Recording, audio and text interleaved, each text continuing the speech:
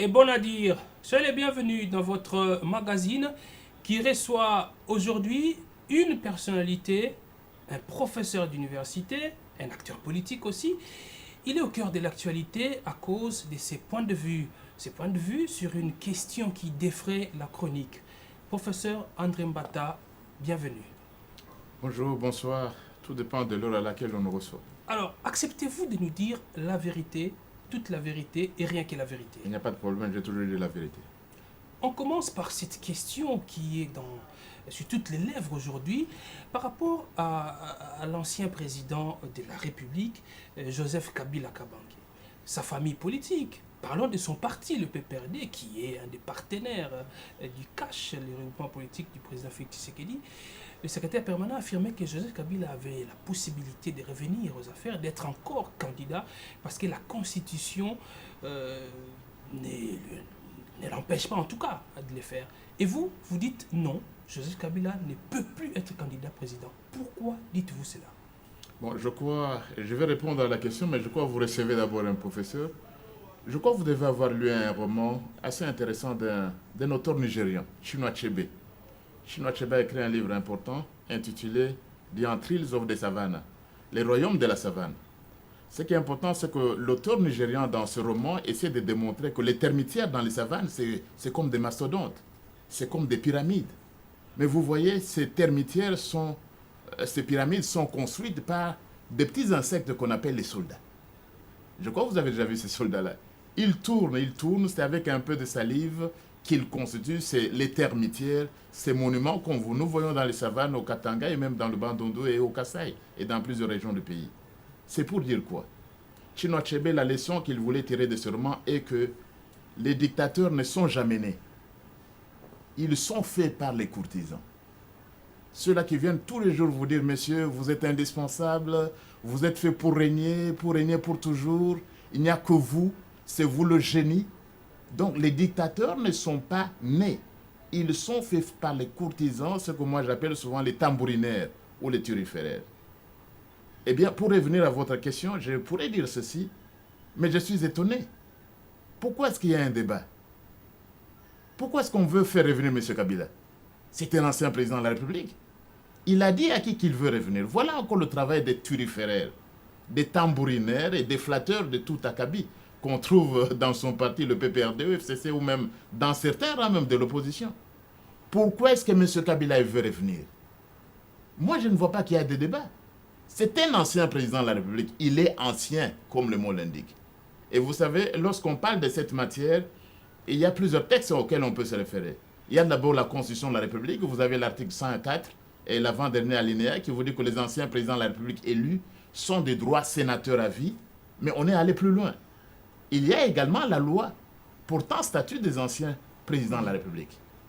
Et donc, lorsque vous combinez donc l'esprit même de la Constitution, l'esprit des textes, fait que M. Kabila, c'est un ancien, et il faut bien l'écrire en majuscule, ancien A au majuscule, président de la République.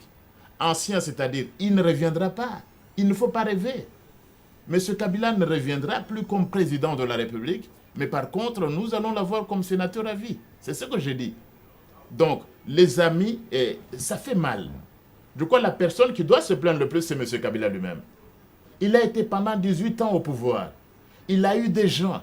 Il a eu à former des gens, même des professeurs d'université, des journalistes, des pasteurs. Il en a formé beaucoup pendant ses 18 ans au pouvoir.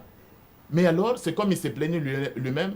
Il avait manqué 10 personnes pour changer le Congo. Voilà ce qui arrive. On n'a pas d'autres personnes au PPRD. On n'a pas d'autres personnes au FCC.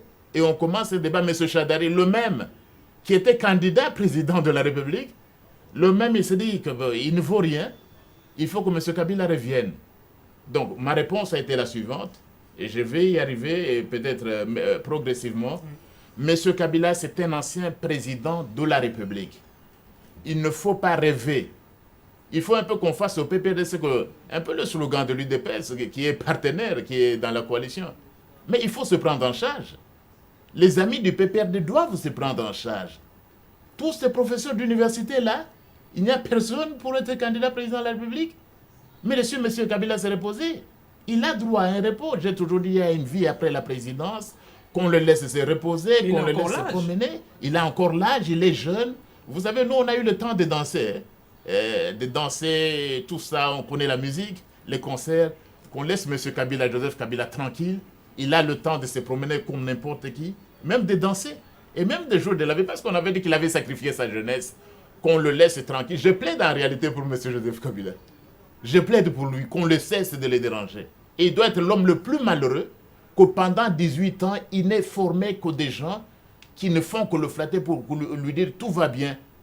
Mais le Raïs, tout va bien, vous êtes fait pour diriger pour l'éternité. Non. M. Kabila est parti, mais il est avec nous comme sénateur à vie.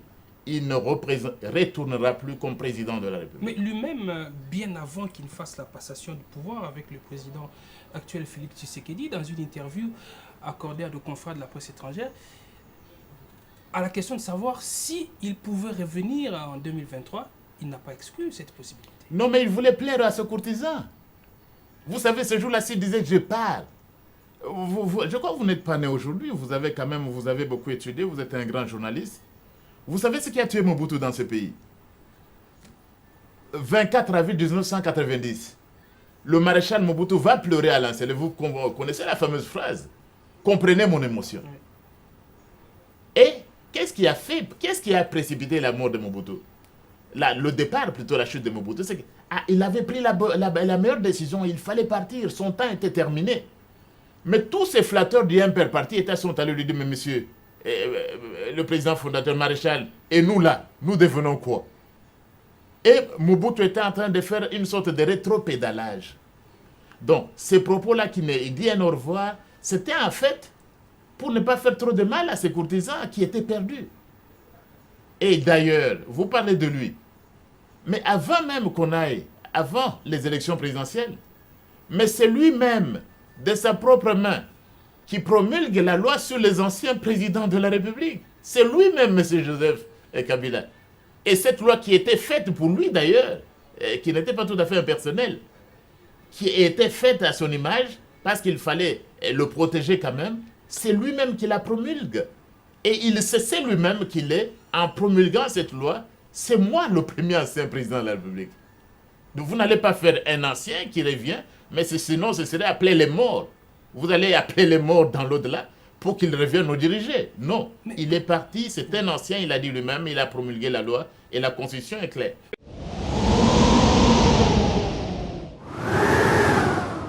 Professeur, justement, vous dites que la Constitution est claire. Ceux qui sont avec Joseph Kabila ou ceux qui soutiennent le fait qu'il peut revenir, ils disent que la Constitution interdit de faire plus de 2 mandats de manière successive. Mais Joseph Kabila a fait 2 mandats.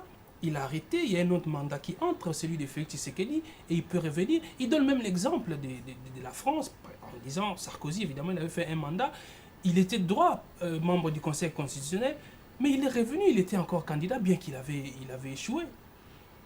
Très bien, très bien. C'est une très bonne question. D'abord, une précision. Oui. Et disons des choses clairement. Vous m'avez demandé de dire la vérité. Oui. Et je vous ai dit que je ne dis que la vérité. La première vérité, c'est laquelle? Tout juriste n'est pas constitutionnaliste. C'est la première vérité. Que quelqu'un ne vienne pas sur votre plateau parce que je suis avocat, je suis maître tel.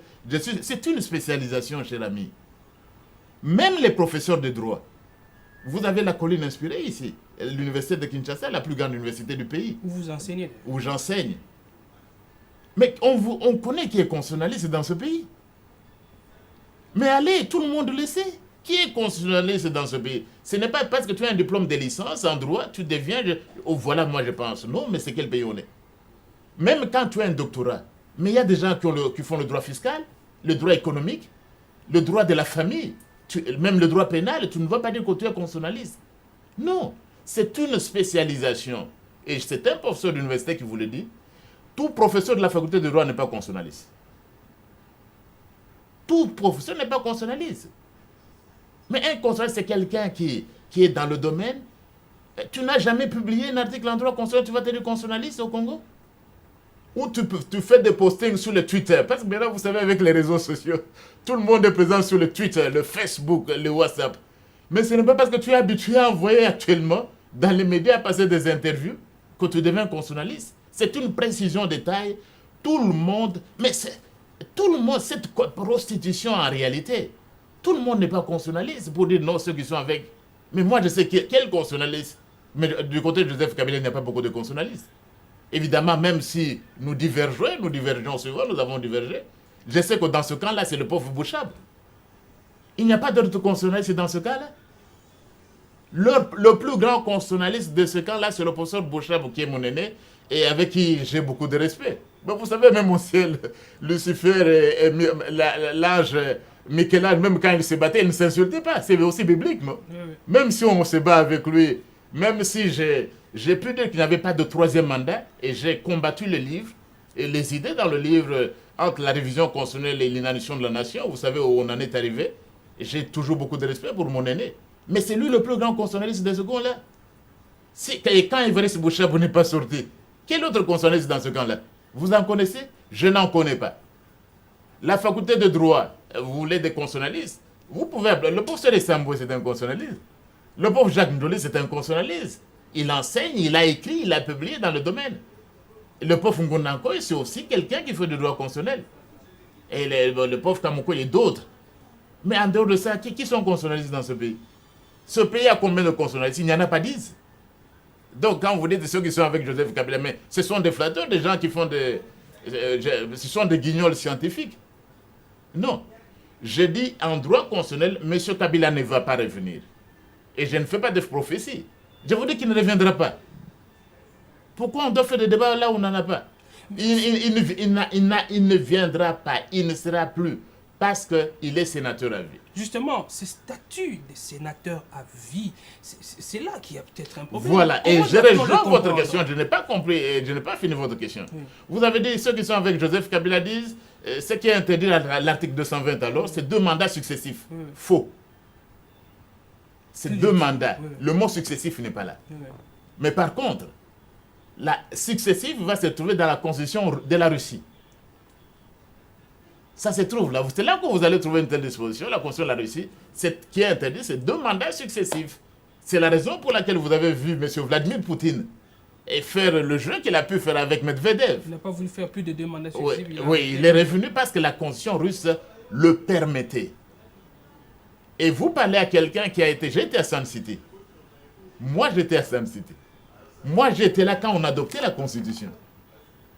Et le texte est d'abord allé dans les travaux préparatoires. Il y avait des gens qui s'engageaient, ils demandaient à professeur Bagnakou. Voilà un autre qui fait du droit constitutionnel, professeur Bagnakou, qui a démissionné, l'un de ces juges les plus respectables chez nous, parce qu'on doit démissionner quand ça ne va pas. Et le professeur Sambou et Bagnakou avaient démissionné de la Cour constitutionnelle. Il va vous dire ce que c'était. Et notre peuple, nous sommes allés au référendum en décembre 2005. Mais nous avions cela à l'esprit. Quand nous donnions ce statut à M. Kabila, quand c'était terminé, nous avions Mobutu derrière nous. Nous disions, nous ne voulons plus de nouveau Mobutu. Non.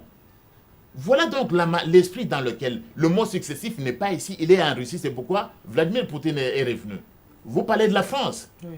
Mais alors, là encore. Mais notre constitution n'est pas la constitution française de 1958. Vous comparez quoi? Non. On dit que la constitution congolaise a d'abord, inspiré de la constitution française à bon, plusieurs égards. La constitution française aussi s'est inspirée d'autres constitutions. Mais prenez par exemple, nous disons il est sénateur à vie. Nous ne disons pas les membres, les anciens présidents sont membres du droit du Conseil constitutionnel. Il y a une différence entre être membre du Conseil constitutionnel et sénateur à vie. Il y a une différence. Et encore, pour les amateurs du droit constitutionnel, parce qu'il y en a beaucoup qui vont venir et qui passent dans les médias pour dire moi je suis constitutionnaliste, d'après moi, ainsi de suite. Mais le Conseil constitutionnel lui-même, ce n'est pas la même chose déjà que notre Cour constitutionnelle. Il y a une différence. Et vous savez, même en Afrique, il y a des pays qui ont des conseils constitutionnels. Prenez la Côte d'Ivoire. Il y a un conseil constitutionnel, alors que le Bénin a une Cour constitutionnelle. Il y a une différence. Donc notre constitution, nous nous sommes inspirés, les Français aussi, mais notre constitution n'est pas la même. Prenez-le à partir de l'exposé des motifs, du préambule. Pourquoi nous, lorsqu'on vous dit qu'on veut mettre un terme au cycle de crise qui est dû à l'instabilité, à l'illégitimité, vous n'allez pas trouver dans le préambule de la Constitution française. Prenez le titre premier sur l'État. Vous n'allez pas trouver ça dans la Constitution française parce que nous disons clairement ceci. L'article 1er de la Constitution, la RDC dans ses frontières au 30 juin 1960, un État de droit indépendant, souverain, démocratique et social et laïque. Vous n'allez pas trouver cet article dans la Constitution française. Prenez le chapitre qui protège les droits humains chez nous. Vous n'allez pas le trouver dans la Constitution française. Prenez la façon de l'organisation, le fonctionnement de nos institutions. Ce n'est pas la Constitution française. Notre article 220, il n'existe pas dans la Constitution française. Et les gens doivent savoir quand même ce principe de 2 mandats. Oui. Mais les Français l'ont fait il n'y a pas très longtemps. Donc, il ne faut pas comparer des choses qui ne sont pas comparables. Non. Mais il y en a qui pensent que dans l'esprit de la loi, en donnant un statut de sénateur à vie, c'était pour donner à l'ancien président un statut assez privilégié dans la société et que cela ne veut nullement dire qu'il ne peut plus revenir. Mais nous avons fait de lui un ancien président. L'esprit d'abord, revenons alors à ce moment-là. Oui. Parce que je disais au départ que tout le monde n'est pas constitutionnel ici. J'ajoute une chose. Pour bien interpréter ce texte qu'on appelle la Constitution, je suis professeur des universités et docteur des droits. Pour arriver à ma thèse de doctorat, j'ai fait un cours qui est intitulé « Interprétation constitutionnelle ». Ça m'a pris 2 ans.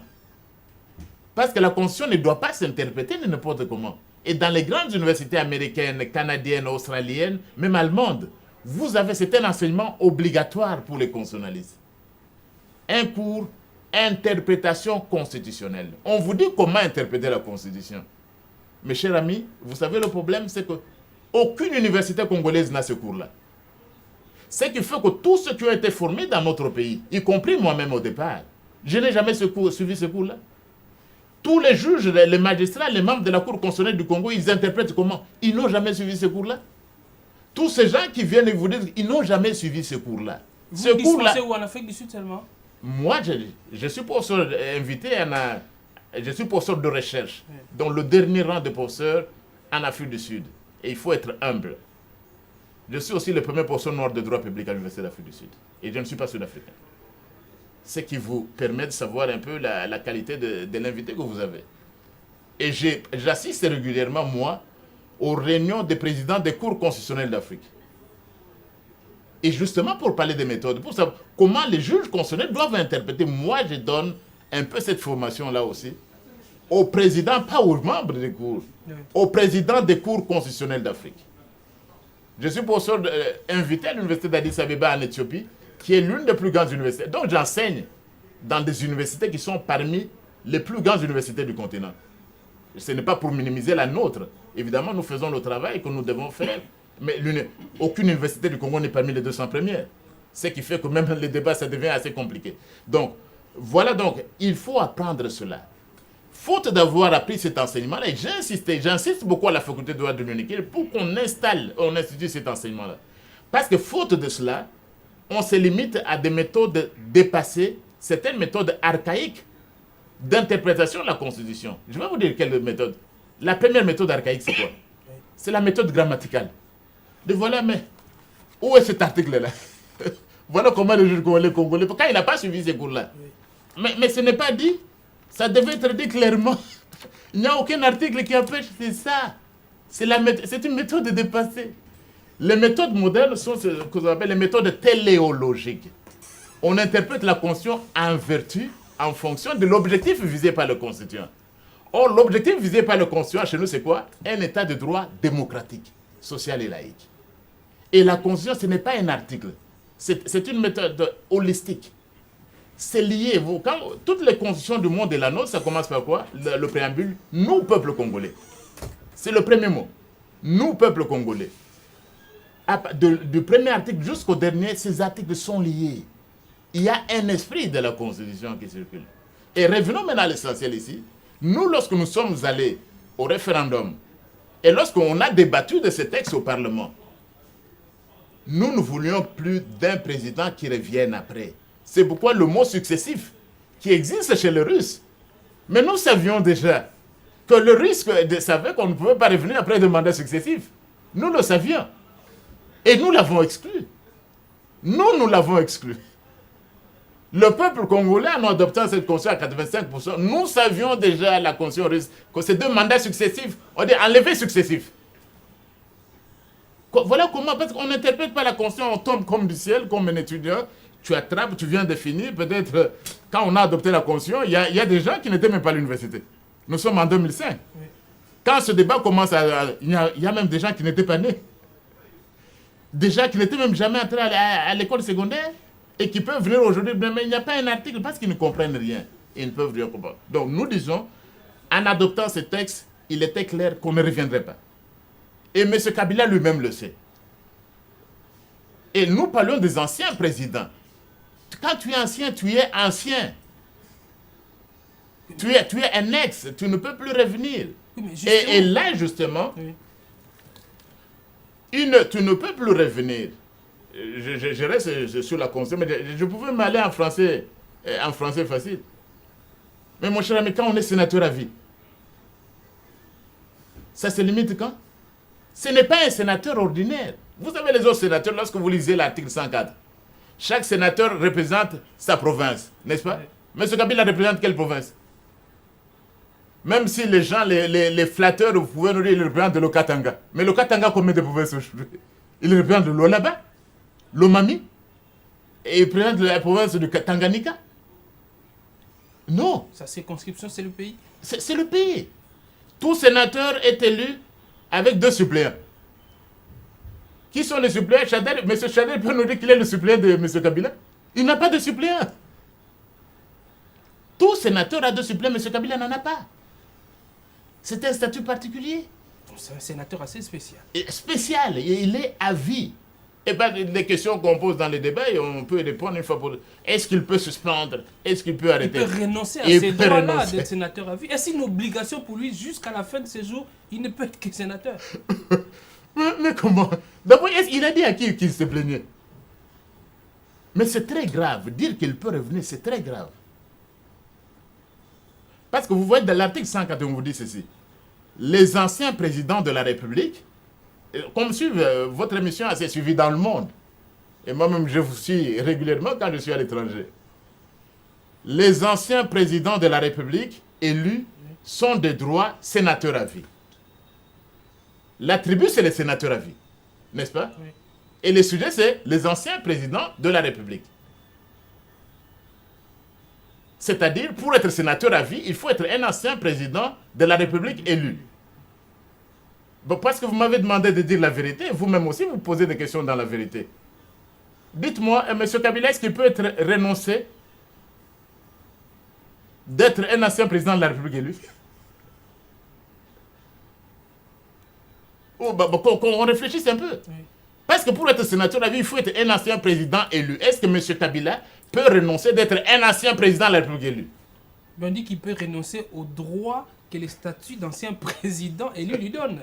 Le droit d'être sénateur à vie, il ne peut pas renoncer à ce droit-là. Il le peut. Ça signifie qu'il faut commencer par le commencement. Là, vous êtes aux branches. J'ai peur que vous ne puissiez tomber. Un peu comme Lucifer. Donc, vous êtes un ange. Vous devez... Ce sont les démons qu'on propulse. Ne vous accrochez pas aux feuilles. S'accrocher au statut, ça c'est s'accrocher aux feuilles. Il faut se tenir aux racines. Et quelles sont les racines? Pourquoi il est sénateur à vie? C'est parce qu'il est ancien président élu. Il ne peut pas renoncer au fait d'être élu. C'est pourquoi j'ai dit laconiquement et les gens ont mal interprété. J'ai dit, pour que M. Kabila revienne à la présidence, il n'en a pas envie lui-même. C'est un peu comme il faut accepter de mourir et ressusciter le 3e jour. À ce moment-là, il peut être encore le candidat président de la République. C'est tout simplement pour dire que ce n'est pas possible en vertu de notre dos. Ce n'est pas possible. Et c'est très grave pour ceux qui ont dit ça. Parce que vous savez, il ne peut pas y renoncer. Mais s'il y renonçait, parce que l'émission est suivie par tout le monde, mais il perd tous les droits. Mais s'il est à Kingakate, mais le juge de Kikole peut l'arrêter à tout moment. Vous vous imaginez? Vous voulez renoncer à cette de sénateur à vie? Réfléchissons dans l'absurde. Il perd les immunités. Le procureur de la République à Kinkole, il peut aller l'arrêter à Kingakate, il l'amène, il le met en prison. Et ça, vous voulez ça d'un ancien président de la République?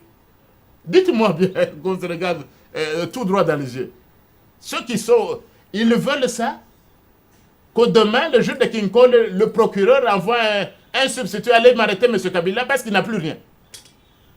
Non, c'est ça qu'on a voulu le protéger.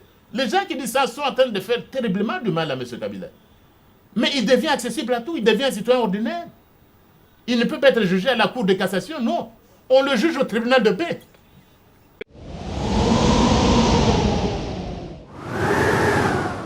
La Constitution lui donnait déjà le statut des sénateurs à vie. Mais on a encore légiféré. Il y a une loi portant statut d'ancien président de la République élu, ainsi de suite.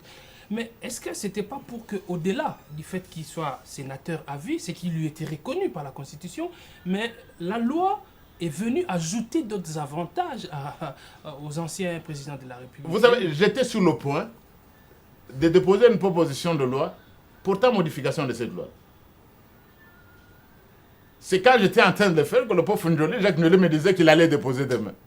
Et vous savez, Jacques Ndjoli, c'était un conseiller, c'était un ami. Il dit, oh, tu as déjà fait ça? Allez-y, je vais te soutenir. Ça ne valait pas la peine. Mais cette loi, et puis elle a été adoptée quand? 4 jours avant qu'on dépose les candidatures. C'était un temps très suspect. C'était une loi personnelle. En tant que juriste, je désapprouve cette loi-là. On l'a fait à l'image de M. Kabila. On ne peut pas. La loi doit être impersonnelle et générale. Cette loi-là, elle a été faite à son image. Et puis, quelle date? Le 26 juillet, au mois de juillet, juste à 10 jours du dépôt des candidatures. Comment on peut faire des choses comme ça? On l'a fait. C'était inacceptable. Et je vais vous dire une chose de la gravité. C'est que M. Kabila aujourd'hui a droit à 2 salaires. Il a des avantages comme sénateur à vie qui sont énormes et en même temps des avantages comme sénateur. C'est inacceptable. Pendant qu'on cherche l'argent pour renflouer les caisses de l'État et assurer la gratuité de l'éducation, servir le peuple d'abord, les salaires, l'argent du contribuable est en train d'être distribué. Il a 2 salaires, ça ne valait pas la peine. Et il n'y a pas que lui. Ces gens se sont arrangés. Alors qu'on a attaché même des anciens, d'autres personnes, des chefs des corps, même l'auditeur général des forces armées, il a des avantages. Donc même maintenant, il en jouit. Touche 2 salaires et des avantages. Prenez même l'ancien président du Parlement, les anciens. L'ancien premier ministre, on peut le citer. Matata Pogno, il est sénateur. Il a ces avantages-là et ensuite il va encore toucher l'argent comme ancien chef de... C'est inacceptable. Et ça, il faut éclairer notre population. Minakou, par exemple. Minakou est député et en même temps, il va encore toucher, on ne dit rien à la population. Ça, c'est inacceptable, ça. Je dis, cette loi-là ne valait même pas la peine. On l'a fait tout simplement dans l'esprit de l'ancien du PPRD et du FCC pour plaire à un homme, alors qu'il était déjà sécurisé par la Constitution. Donc, je reprends les choses. Le statut de sénateur à vie, il ne peut pas y renoncer. Vous dites un droit. Mais je vais encore vous poser une question parce que vous m'avez soumis à une gymnastique terrible de dire, me demandant de dire la vérité. Tout le monde a droit à l'égalité. L'égalité, c'est un droit, non? Oui. Tout le monde a droit à la dignité, au respect de sa dignité. C'est un droit, non? Pouvez-vous renoncer à votre droit à la dignité? C'est un droit. Oui. Pouvez-vous renoncer à votre droit à l'égalité comme une personne humaine? Parce qu'on parle de... J'en ai entendu parler de ces soi-disant, de ces constitutionnalistes autoproclamés. Qu'ils vous disent, vous pouvez renoncer à votre droit à la dignité humaine? Parce que vous parlez de droit. Prenons un autre exemple. Votre droit, personne ne peut être soumis à la torture. Vous allez dire non, moi je renonce à mon droit, soumettez-moi à la torture. C'est acceptable? Non. Donc voilà qu'on a fini, c'est un peu, je crois que vous avez bien fait de m'inviter. Et si vous avez besoin d'autres constitutionnalistes, on peut vous les référer. Ne recevez pas tout le monde, n'importe qui se dit constitutionnaliste. Je reprends, on a beaucoup trompé notre peuple. Et le malheur aussi, comme professeur d'université, ça vient de nous. Nous n'avons pas toujours été à la hauteur. Nous, professeurs d'université, nous n'avons pas toujours été en mesure de prêcher la vérité à notre peuple. De dire la vérité à notre peuple. Mais à cause des petits avantages matériels, être ministre, être au gouvernement, être membre du cabinet, être proche du Raïs, avoir l'argent, nous avons sacrifié des valeurs sur l'autel des intérêts égoïstes. Et nous avons trahi. Et j'endosse cela. Et si je dis la vérité, en fait, je suis en train de payer aussi.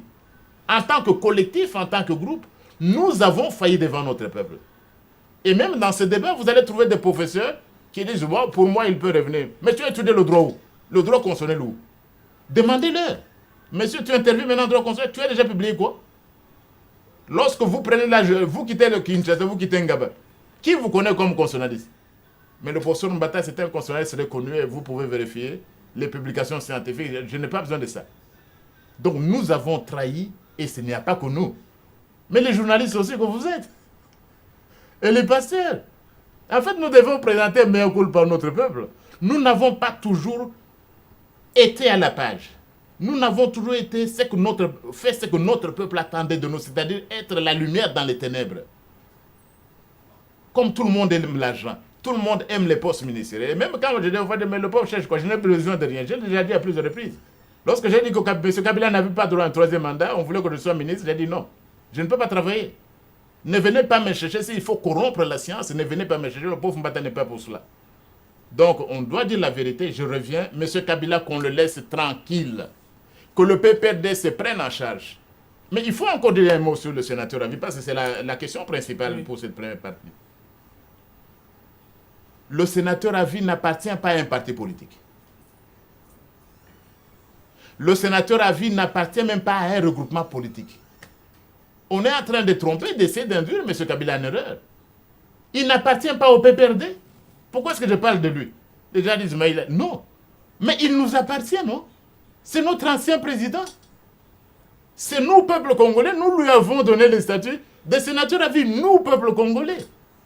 Il n'appartient pas au PPRD. Il n'appartient pas au FCC, qu'on le laisse tranquille. Et en réalité, du point de vue du droit constitutionnel, il ne peut plus assumer une fonction politique dans un parti politique.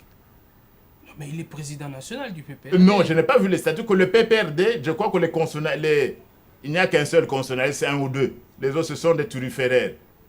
Les quelques rares constitutionnalistes qui peuvent encore réfléchir au PPRD, au FCC, voilà mon message. Ne commettez pas l'erreur. Laissez M. Kabila tranquille. C'est notre ancien président de la République. Il appartient à tous les partis politiques. Il appartient à la nation. Choisissez-vous un autre président du PPRD. Vous n'en êtes pas capable? Parmi vous, il n'y a aucune personne qui est compétente pour conduire le PPRD. Laissez notre ancien président tranquille. Choisissez-vous votre président du PPRD. C'est notre sénateur à vie. À nous tous, nous lui avons donné ce statut-là. Parce qu'on l'avait élu. Laissez notre sénateur à vie tranquille. Choisissez votre président du FCC. Montrez de quoi vous êtes capable au lieu de susciter des débats qui ne valent pas la peine.